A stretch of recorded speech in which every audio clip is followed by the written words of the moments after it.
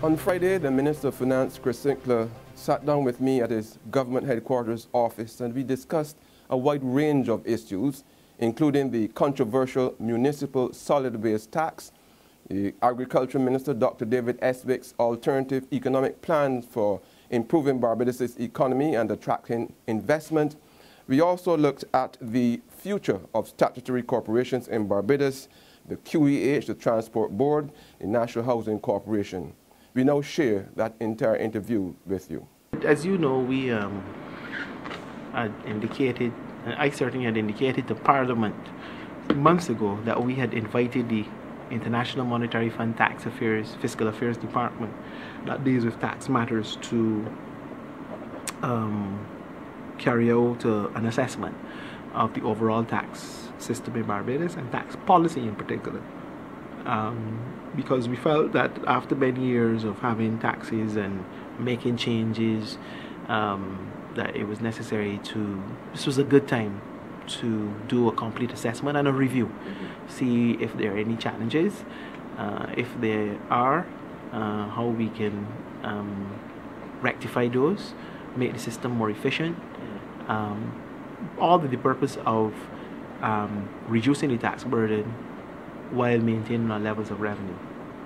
And so we wanted to do it last year, but the IMF couldn't do it because they didn't have the resources, both financial in terms of allocation that the department had, their fiscal affairs department, but also the personnel, because as you would imagine, they're busy doing the similar studies in different countries. So they agreed to do it this year, and they have started, and they've produced the first draft of report for consideration of the government. We are in the process of commenting on that, and for that purpose we've established a small committee made up of public and private individuals, mainly people who deal with tax matters, we call it tax experts, to look at it and to advise the government in relation to that. That process has already started, and we expect it to be completed in a matter of weeks. Once that is done, we will make our comments to the fund. They would complete their report and hand it in officially to the government. This is the final report, which of course then goes to Cabinet, and Cabinet would note the report and discuss it.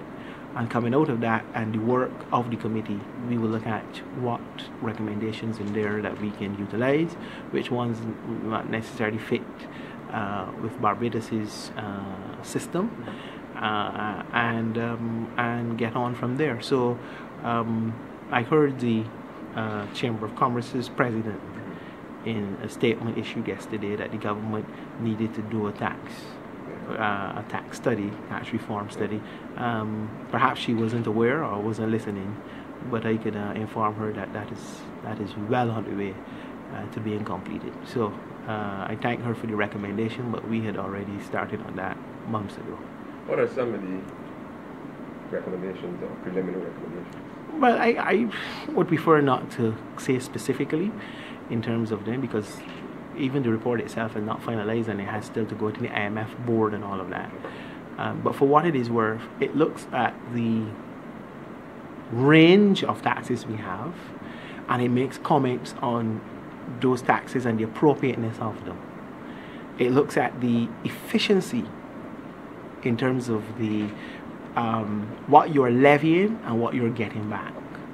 It looks, as you would have heard from the Prime Minister, at all of the deductions and waivers and exemptions and so forth and so on, and they are quite extensive. In other words, one of the things that the report is observing, and I mean, you can, if you want, you can make an argument with the IMF over their conclusions. You can make an argument over their theology in relation to tax policy, but you can't argue with the facts.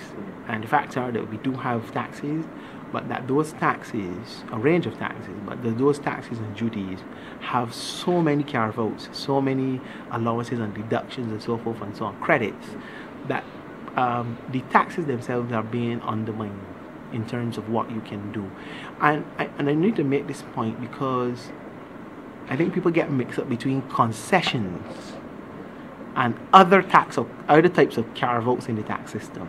Yes, concessions can erode taxes in the sense that if you give a concession, depending on what you give it for, you may forego that tax which might be collected. However, the point must be made that if it is an investment, the person may not pursue the investment if the tax is there, because they may say it was too costly and they cannot get an appropriate return on their investment. So it's really it's not a gamble, but it's a situation you have to analyze very carefully. If an investor comes and says, look, I want to invest $200 million in building a hotel, okay, but I need these concessions in order to make this thing viable, so that I can reduce my capex costs, and when I get to operation, I'll be able to operate and have a decent margin of return on my investment.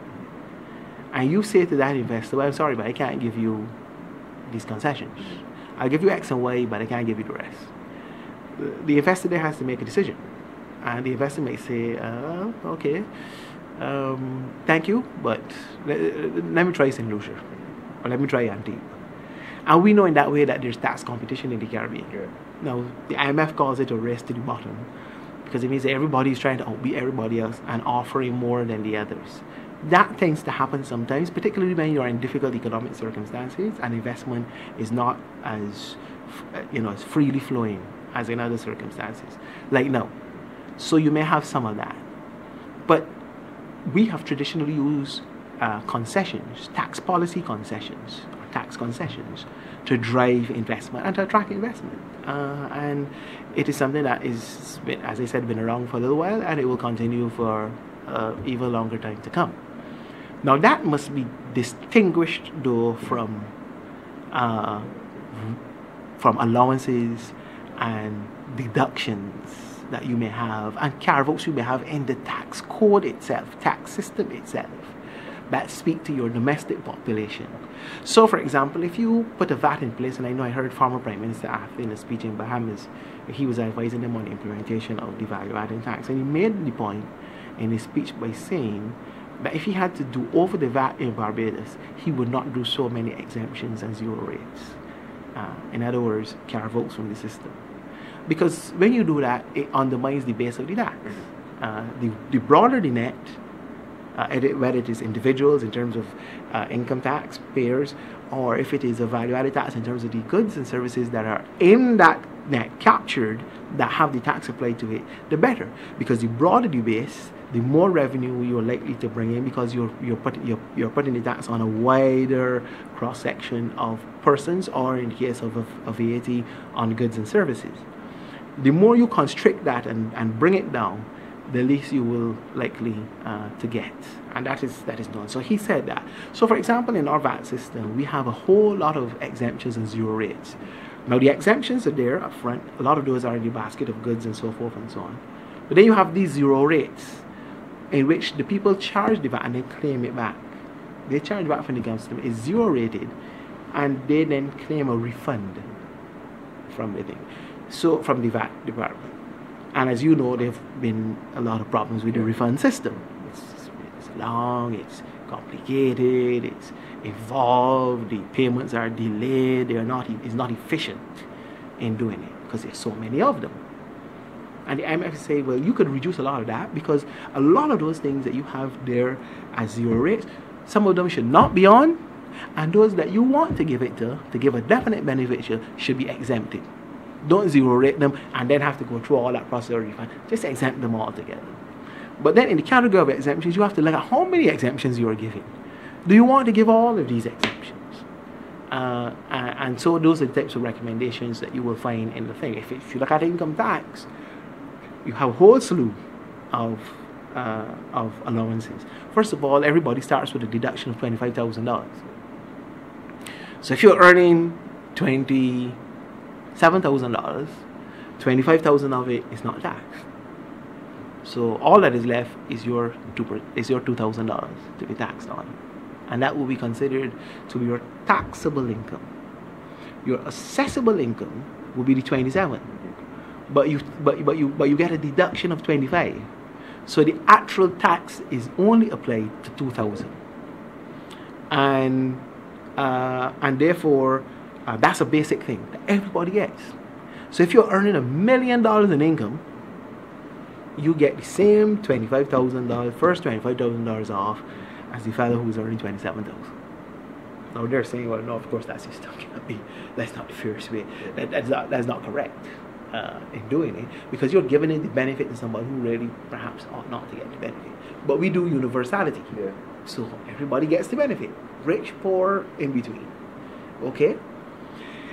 So you have a situation where, for example, the evidence would show that total assessable personal income in Barbados is anywhere between $3.6 to $3.7 billion. But the total taxable income after you take out a lot of those allowances is only about 1.4, 1.5 billion dollars. So the government is losing a lot of money there. So a lot of money goes to that. So you get, that's why you get every year a whole lot of tax refunds, income tax, your income tax returns and all of that. So you lose because the base of the amount of tax, the amount of income that you're exposed to that has shrunk because you take it out of the system. And you have that first 25,000, then you have all the allowances for children, for parents, for repairs, for rent, for mortgage, for trade unions, for you name it, it's in there. So you lose that income. Okay? And this is in a society in which you are providing relatively free education, free healthcare at point of delivery, free sanitation service in terms of collection. Okay? And before there was a municipal tax, the treatment as well. Subsidized bus fares, because we are not charging the real economic fare for bus ride in Barbados. And subsidized water as well. So whilst you are having to outlay large tracts of expenditure to provide these things to your population, the revenue you're getting from the taxes is consistently going down because you're adding all of these things to it in terms of deductions, allowances, tax credits, so forth and so on and so on. And then, of course, we gave a reverse tax credit, which had gone up to as high as almost $30 million. We cut it to 15 in the last budget, but it went it to almost $30 million. And that was on top of everything. And then if you look at land tax, you get a similar situation, where the first $190,000 of the value of the property in terms of the tax, the value of the property is shielded from tax. Everybody gets that. Whether you're a $1 million landowner or a $1,000 landowner, you get the same thing, $190,000 off. If you are a pensioner, you get as much as 60% reduction in the bill after the $190,000 is taken out. So whatever the tax demand notice is, you get 60% of that waived. And that goes for everybody. And I've often made the point, not all pensioners are poor. You know, people give the impression that all pensioners live in an old house somewhere and only living on an NIS pension. That's not true. There are quite a few pensioners who get good pension. But then, for all taxpayers, including pensioners, you can get a further reduction if you pay early.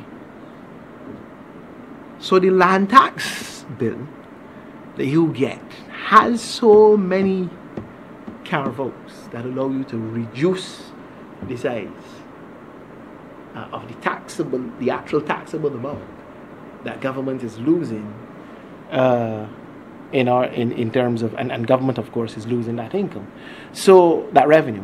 So you know, the study looks at all these things and it says, you know, in the area of the actual policy, you have to make some determinations about the policy. You know, how do you want to do this thing? If you want to provide all these social services, you need to have the resources to do it. If you want the resources to do it, you can't be levying taxes and finding all kinds of different ways to give back people the money. Just, if you don't want to do the tax, don't do it at all. And then there's the whole question of the administration. And that's why we've established the Barbados Revenue Authority. Some people don't like it. But the authority has a seminal mission in Barbados, and that's to improve efficiency of assessment and collection of taxes to ensure that what we do tax and what we do assess and tax, we get it. And as you know, there's a lot of tax evasion in Barbados, lots of it. I mean, I heard the Bar Association having a, working themselves up to have a little fight with the BRA. Well, that's a matter for the BRA. BRA's lawyers will advise it, and they will make the appropriate judgments as to what to do. So, I prefer as the minister not to get involved in that exercise. I will though advise that the Bar Association lawyers, they're lawyers, less of me to give them advice, but what I would say is that everybody should read the law and read all of them, not just the ones that benefit their argument. But that aside, one of the areas that we've had a lot of problems with over the years, not just this administration, all governments, are professionals who don't like to pay tax, who don't pay their value-added tax, who don't declare their income and pay it. And I know lawyers are among those numbers, and they should. I would love to see the day when the Bar Association issues a statement encouraging lawyers to go pay and register first. Secondly, after they register, declare their income, truthfully declare their income, and then pay the tax, which is due to the public. Because the truth is that if we get all of the people, self-employed, professionals, all of the people to pay the tax which is due, I am almost 100% certain that tax rates can come down in Barbados. But until you have that, where people are just evading, not paying, and that kind of thing, then you have to keep levying on a very small group of persons all the time, and that, of course, is burdensome and inconvenient for the rest of us. For you as Minister of Finance, would you agree that some of these exemptions, seeing that government is losing so much money, should be cut off? Well, I don't think it can be such a blanket exercise, because you have to look and see why it was given in the first place. What was the purpose for it? What it was trying to aid? What are the spin-offs? What are the benefits? So you do a cost-benefit analysis. What are you losing? Why you're losing it? But at the end of the day, what you may be gaining. So it's not a straight kind of arithmetic exercise. You want to get some revenues, or you cut out all these allowances. But they broke serious attention and analysis. I think over the years, successive ministers of finance, through budgets and so forth, have added to the problem. You add an allowance for everything. You add a credit for everything. Not appreciating the cumulative effect, because you do it in a single year, you announce a measure. So, but when you take all of them together, then you see the impact of it. So I would say that that's what the committee and others will be looking at, to see what ones, frankly, and some of them are in the system, are frankly not needed, so you can just get rid of them. But others may have more potent impacts, both in terms of what they do, but also in terms of, if you get rid of them, what potential negative impact they can have. So you have to look at it, you have to do a fairly studious analysis of it. The government is losing so much money on tax evaders who are not paying their money. Is this something you could do about that? That the Barbados Revenue Authority. That is why the Revenue Authority and the lawyers, because Revenue Authority is not having any fight. That's why this situation that you've seen play out in the last couple of days, that's why we went and did the Barbados Revenue Authority and gave it the specific powers to do what is required to collect the taxes that are owed. We have to be firm, and I've said to them, as minister, I don't issue directives to them. They have the law and they know what to do, but I've told them they must be firm going after those persons who, one, are not in the tax net that should be, two, that are in the tax net that are not paying their fair due. That is what they have to do, and to utilize every possible power at their disposal legally to do so. Have that started? And it's most definitely started. Anybody prepared for court yet? Well, not yet, because a lot of people are cooperating. We're seeing a lot of difference now. I think people are getting the message, and we're going to be pushing.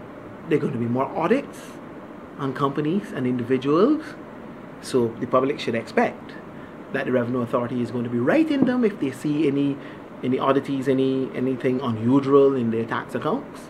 And don't forget now, because the system is going on a common platform, we can see each tax across the system. So before, when the departments were separate and you could go transact business with land tax, but you owe inland revenue and that kind of thing, it's going to be more difficult to do that now, because the tax administrators can now see all of it.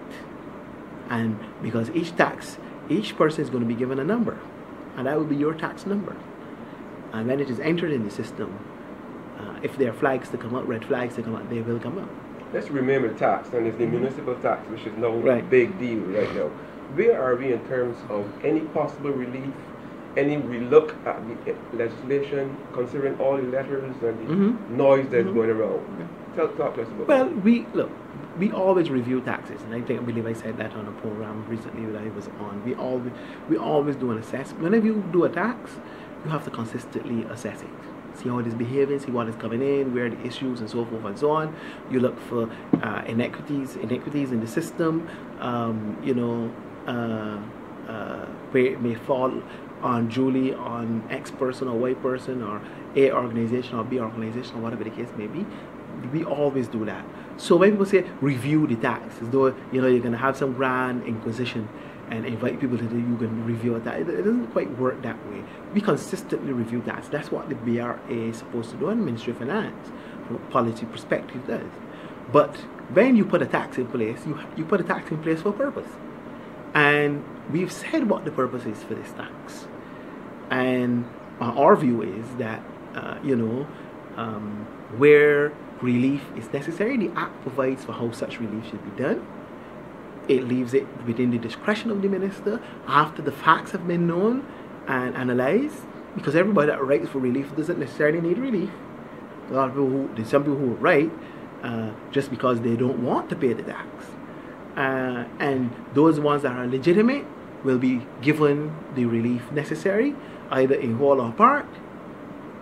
Those that simply do not meet the criteria or certainly do not comport themselves in a fashion as to suggest that relief is necessary will not get it. But generally, everybody should pay the tax. And we don't want to encourage people to feel that, as people go into this review thing, it makes it seem, people then say, oh, the government's reviewing it, so I am paying it. No, that's not going to work. You have to pay the tax because we know what purpose it is for, and it is generally associated as well with our fiscal consolidation program. So frankly, we need those resources. Who are some of the entities calling on you, so to speak, officially, in the writing letters? Well, as I was saying before, I have not received as many as 50 letters yet. 30 days yet anyway. We've received some. Mr. Alpha's 20 have come in. I've had a look at them myself. There are some legitimate cases in there. Others, if I had to say off the top of my head, frankly, I don't think they would meet the bar. But I've asked to, we have an internal committee in place, and we will look at them as is the case with all other taxes. I've had one letter from a church group. I've seen something from the National Trust. I've seen from some agriculturalists and a couple companies as well. Of course, I've had the generalized statements from the BHTA, well, the Barbados Chamber of Commerce and Industry on behalf of their members. And I've also heard some comments or read some comments in the paper. Heard, because I didn't read them. Heard on the news comments that were issued by the president of the BHTA, and that's been the extent of it. So the church, is a big organization, and how when you look at the ones that the church have written, how your assessment of the need for relief for them, so to speak? Well, the one letter that I have had from one group of church organizations was arguing that they should not be eligible to pay the tax because they're a charity. And that they, as a charity, don't pay land tax. But that's land tax. That's not municipal tax. And the general rule or the consideration for us in this is that all people should pay the tax, including the church. The only people that are exempted, as far as I know, would be the diplomatic missions, because under the Geneva Convention, of course, the rule is that countries don't charge missions. U.S. government doesn't charge our mission, and we don't charge theirs. But even in that case, I didn't see any reason that would suggest to me. But the committee will look at it. But I didn't see anything to suggest to me that there should be any relief from that, any waiver from that tax. So there's no likelihood of you reviewing, for want of a better word, in a short term before the 1 year or 18 months. Anything is possible, but I don't see why it's necessary at this stage. I don't, if you want to make improvements, you make improvements, or the law provides for how those exemptions can be made or waivers can be made, and the basis of them, and those we will do as prescribed by law. But generally, no, I don't see that. Have you actually done any relief yet? Have you given him a relief? No, it's just early days yet. We've only received letters this week, so we can look at it and see. There's some organizations that may write who may lend themselves to serious consideration. We look at that, but generally, the general principle is that everybody should really pay. Who can pay should pay.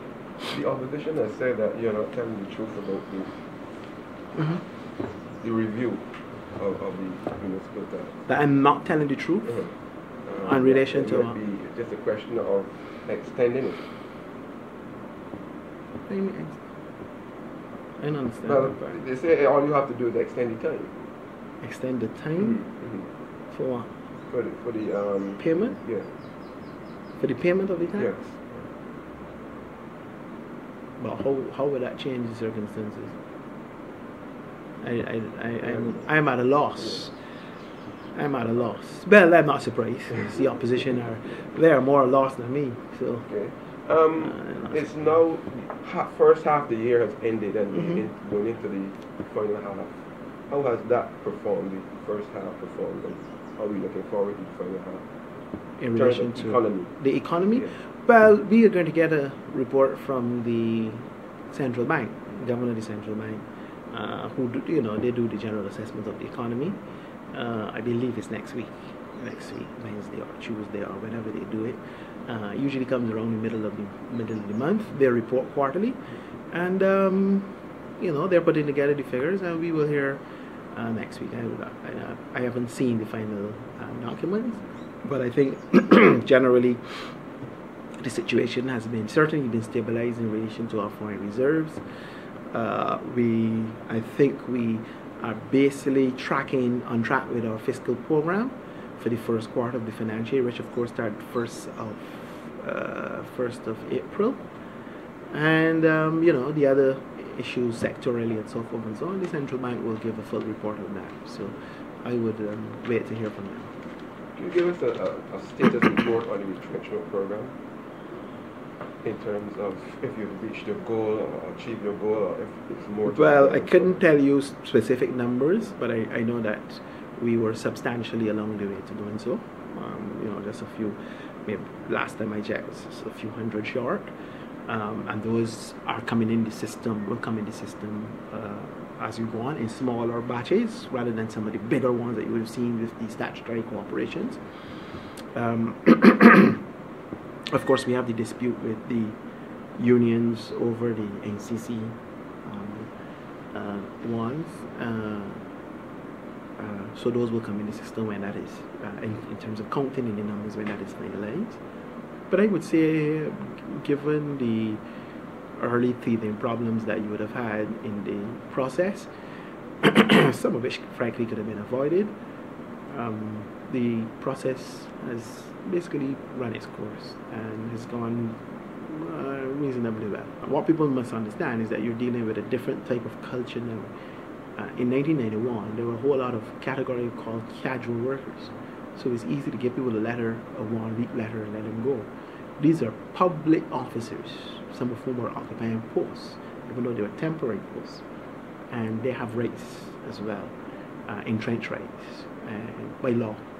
And therefore, you couldn't so easily just dismiss them. One of the things I'm happy about is that finally, most of the people who have been retrenched have begun to receive their separation benefits. They have tapped into their unemployment benefits through the National Assistance Board, the NIS, and some of them have actually found jobs in the private sector and elsewhere. Not as many as we would, of course, like, but that's based on performance of the economy in terms of businesses being able to bring labor on in the private sector.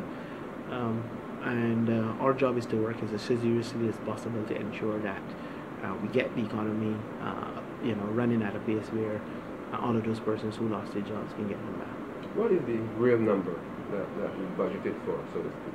But in terms of retrenchment, yeah. I think we had said 3,000, and last I checked it was around 20.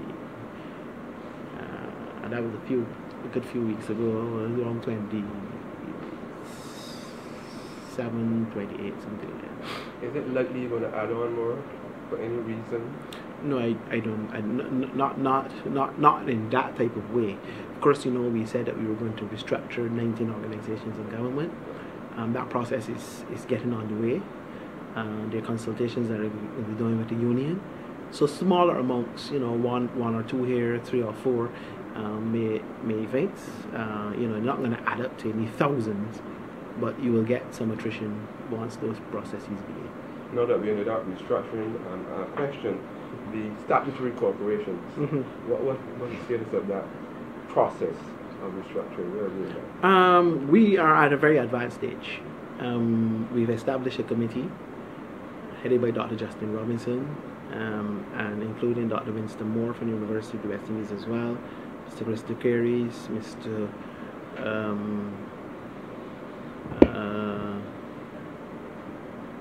Oliver Jordan is also on there, representatives from both major unions who have workers in the public service.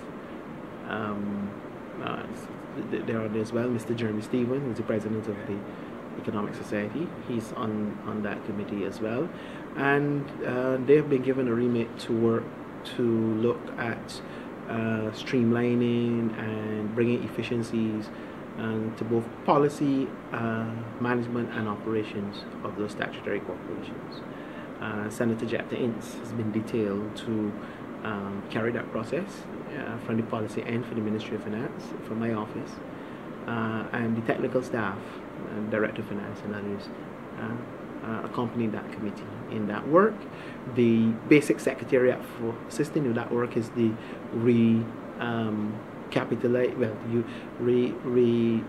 developed management accounting unit in the Ministry of Finance. We've brought in additional staff, and they're going to be working with the separate entities, certainly the major ones, Transport Board, NHC, QEH, those ones, to ensure that we bring levels of efficiency to them, that they reduce their dependence on the public purse. And have they actually started work? Have they actually started yes, work? Mm-hmm. Correct. What time frame have you given them to get back to you? 3 months. 3 months. So we're looking at what? Say it just June, July, August, September, by October. I mean, the changes will be ongoing, because as they find things, they will be making recommendations for changes. That committee reports directly to the cabinet through the Minister of Finance, and we'll be making changes on point once the recommendations can lend themselves to that type of Before seasons intervention. We've not heard much since your last announcement. When was my last announcement? I don't recall. What did I say? Well, you so to speak, better appetites that, Four Seasons, you've got to deal with all that. Appetites were better. Me? You sure it was me? I saw something on Barbados today. I don't know where they got that from. They certainly didn't get it from me. But in relation to the Four Seasons, we are at an advanced stage of completing the deal, the sale of the property to a new group of investors. Very advanced stage. Oh, advanced. Very advanced. The lawyers are just basically finalizing the paperwork. So you can actually have a deal signed this year. It's going to be signed this year for sure. In another couple of weeks, a month or two, basically. Will there be any particular structural changes in the design? Well, that's left to the new people. Government will no longer be participating in that way. In fact, part of the deal is to take government and the NIS. Well, the NIS is just in for very, very small amount. To take both out completely. So it will be returned fully into the hands of private sector development and investor. And it's up to them what they do with it. But I don't anticipate there's going to be any radical changes. Four Seasons has a model. My understanding is from the developers that Four Seasons company is remaining on board, and at least that's what they've told me. If that is the case, as I expect it to be, I don't expect there's going to be any radical changes in model, because Four Seasons has a model, and if you want to carry their name, you have to, basically follow what they require. 22 million to the QH. I understand that they had a first tranche already. How soon would all the dispersed? I know the minister said in 10 days. Well, I believe they might have had the second tranche for $10 million already. So in total, they should be up to about $10 or $15 million by now. Where is that coming from? Where is that 22 million coming from? We are sourcing that from? The government. Coming from government. Wherever else it's going to come from, there's nobody else to give. I wondered, since things are so tight, how you can find that in such a short space of time, so to speak. Well, don't forget that for this year, for this quarter, for this financial year, the QH has gotten every cent that they are supposed and expected to get. I think it's about $36 million, and they have gotten it for this quarter already. But don't forget that what QH had on its books are arrears that were owed to suppliers, as far as I understand it, from prior years or prior months. And our job is to work that down as much as possible. So if additional resources become available because revenue is there, then we give them additional resources so that they can help pay down those some of those arrears, keep current at least, and have their suppliers continue to supply. So when the rest of the money will be? I don't know. I don't know. But as the minister said, over the next days, it will be delivered. But they will get all, yes, for sure. Now, it's been my understanding that you've had some talks with Minister Estwick about his controversial proposal. Is that true, and is there anything you can take away from that? But I always have conversations with regarding that specific presentation you wanted to make. I saw the presentation before it was made. I spoke to him before he made it. I heard it when it was made. We spoke during the presentation, and I have subsequently had meetings with him after on that matter. And we see eye to eye on various aspects of it, as other colleagues in the cabinet do. And we've given that Estwick has full government and support of myself in the ministry to execute the elements of that program that we think can impact positively on the economy. So and I've given my full support to that. You've actually taken some of it on board? Yes, correct. Which aspects do you say? Well, there are aspects relating to tax policy, aspects relating to investments, and looking for alternative investments, and those are the ones in particular that could give immediate impact. There are others that have more longer term germination, and we continue to work on those assiduously. That would include the UAE proposal? Yeah. It's not only UAE, everybody puts it down to UAE. Estwick was given an example of who and where you may get alternative resources from, as opposed to just constantly having to go to the capital markets and borrow at exorbitant rates.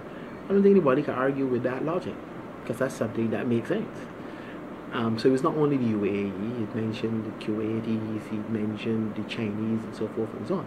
So we're looking at all of those in terms of alternative finance structure that brings down the cost of the capital which government has to engage for larger projects and major investments that are necessary in the country to spur economic growth and development. So finally, if you had to say something to Barbadians, because there's some people who are worried about this municipal tax thing and all that. Mm-hmm. If you had to say something to them to reassure them, what would that be? Stay the course. It is painful, and in some instances, well, it's inconveniencing, and in some instances painful, but it's absolutely necessary. Regardless of who's Minister of Finance, who's Prime Minister, who's government, who's opposition, this course of action absolutely has to be done. There's no escaping it. So we can,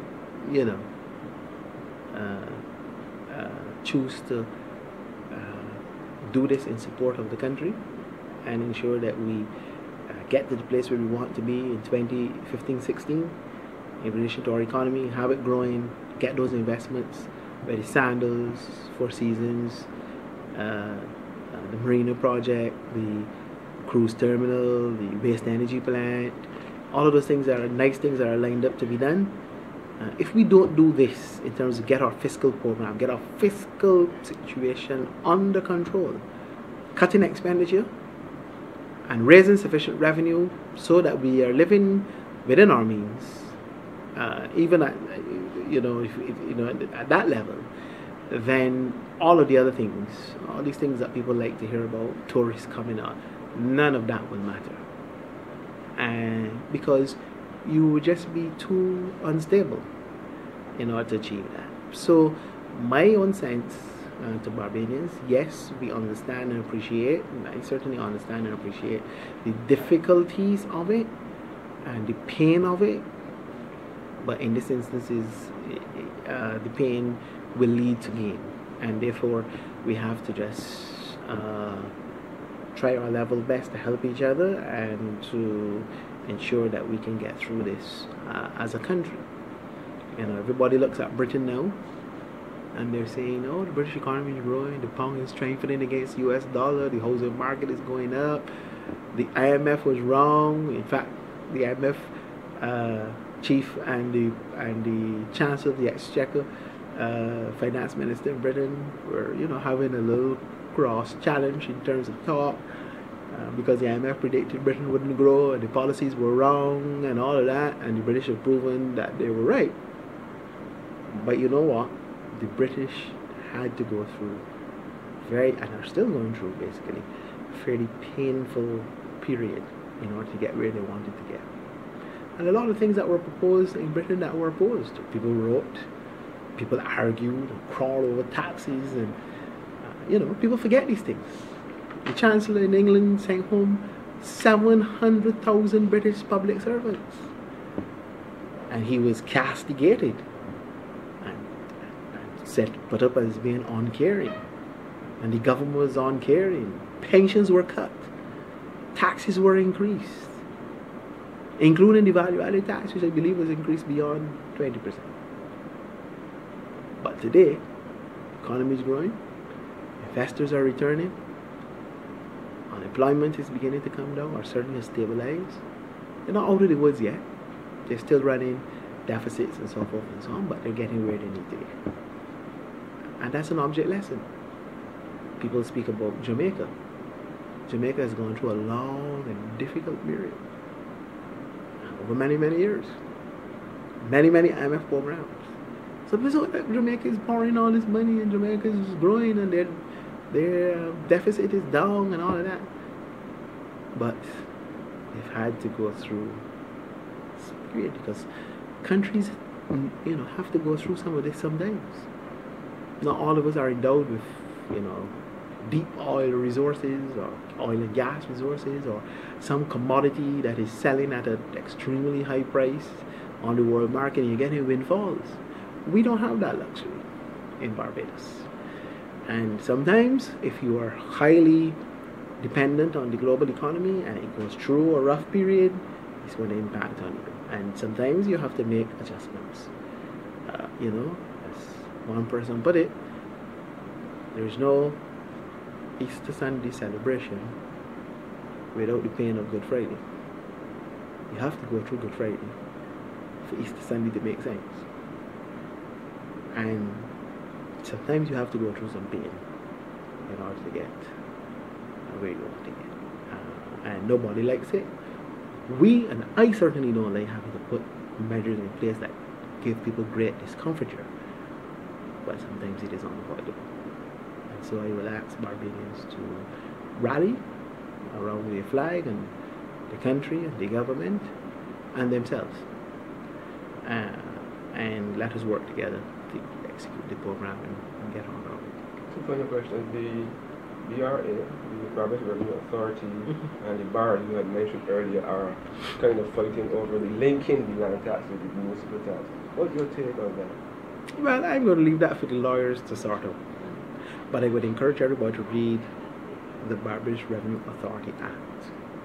Don't just read the Municipal Solid Waste Tax and the Land Tax. Read the BRA Act and see where it goes from there. But as I said, the BRA is a regulatory institution, and I treat regulatory institutions as all ministers of finance have done, with a hands-off approach. We give directions of policy if necessary. That has to be approved by the cabinet, but ostensibly those agencies, FSC, Central Mine, BRA and so forth, they really operate almost semi-autonomously. So, and as well they should, because you don't want politicians or any other persons meddling and getting involved and issuing directives to regulatory agencies. That undermines the system and is a sure recipe for disaster. So if there is an issue that the legal fraternity has with the what the BRA has or has not been doing, because I don't know what it is that they say that they've been doing. People say they've gone to cashiers and cashiers have told them this and that. So I don't really know.